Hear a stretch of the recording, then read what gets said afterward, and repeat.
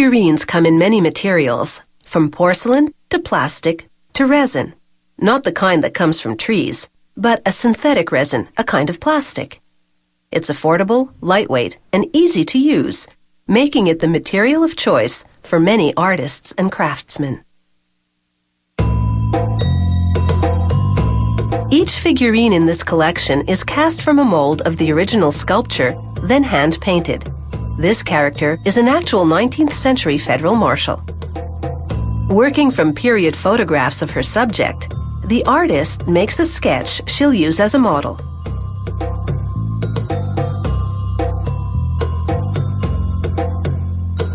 She needs plastic-based clay so it's easier to sculpt. She works in the facial features, referring to the photographs to create a true likeness. She usually starts with the figure's head, then adds it to the body. She works from more photographs to create his rifle. It's a delicate piece, so she sculpts it separately before setting it onto the figure. Bearing her signature, it's now ready for casting.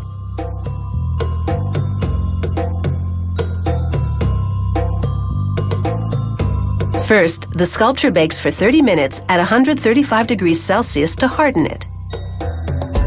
Then workers cover it with a thin layer of releasing agent so it won't stick to the production mold they'll now make. They place a wall around the piece, tightly seal the base to prevent leaks, then pour in a silicone rubber mix. In 2 days, the rubber hardens enough to hold the shape and the details of the sculpture, but is still flexible enough to enable workers to remove the original artwork without damaging anything.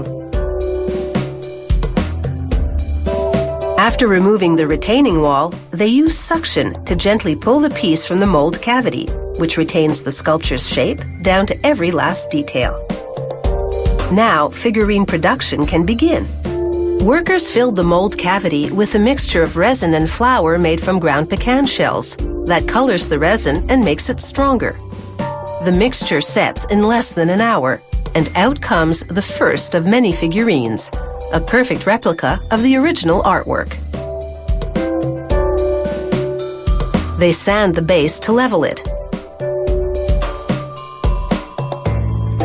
Then they stamp it with the figurine's name, an ID number, and copyright information. Resin is an ideal material for casting because it captures all the details of the original artwork.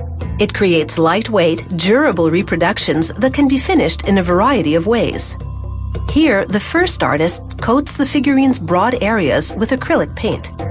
Working color by color, she uses various brushes depending on the areas to cover.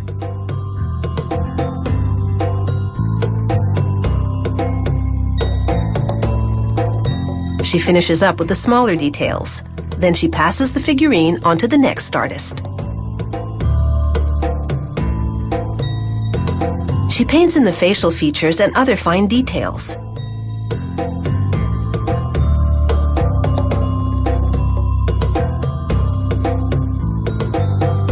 She starts with the whites of the eyes, then views the figurine from all angles to make sure she doesn't overlook any tiny detail.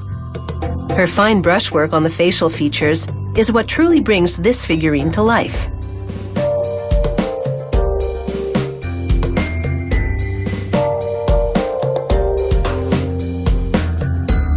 Bass Reeves, U.S. Marshal, is just one figurine in this series that proudly honors the contribution of African Americans in shaping the history of the United States.